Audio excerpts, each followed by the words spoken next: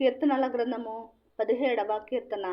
యెహోవా, న్యాయమును ఆలకించుము, నా మొరను అంగీకరించుము, నా ప్రార్థనకు చెవియొగ్గుము.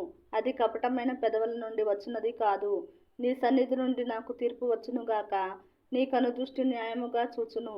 రాత్రివేళ నీవు నన్ను దర్శించి నా హృదయమును పరిశీలించితివి, నన్ను పరిశోధించితివి. నీకు ఏ దురాలోచనయు కానరాలేదు.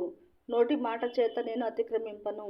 మనుషుల కార్యముల విషయమైతే బలాత్కారుల మార్గములు తప్పించుకున్నటకై నీ నోటి మాటను బట్టి నన్ను నేను కాపాడుకుని ఉన్నాను. నీ మార్గముల యందు నా నడకలను స్థిరపరచుకుని ఉన్నాను.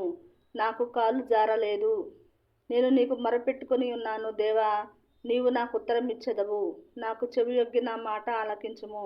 నీ శరణు చొచ్చిన వారిని వారి మీదికి లేచి వారి చేతిలో నుండి నీ కుడి చేత రక్షించువాడా, నీ కృపాతిశయములను చూపుము.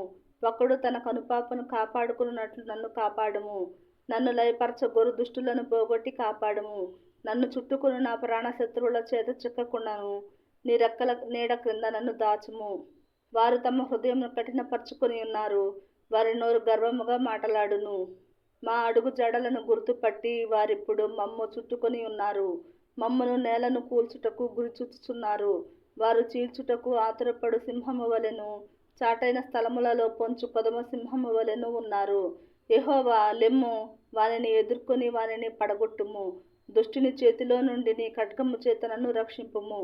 లోకుల చేతిలో నుండి ఈ జీవిత కాలములోనే తమ పాలు పొందిన ఈ లోకుల చేతిలో నుండి నీ హస్త బలము చేత నన్ను రక్షింపుము. నీవు నీ దానముతో వారి కడుపు నింపుచున్నావు. వారు కుమారులు కలిగి తృప్తి నొందుదురు. తమ ఆస్తిని తమ పిల్లలకు విడిచిపెట్టుదురు. నేనైతే నీతి గలవాడనై నీ ముఖ దర్శనము చేసేదను. నేను మేలుకొనున్నప్పుడు నీ స్వరూప దర్శనముతో నా ఆశను తీర్చుకొందును.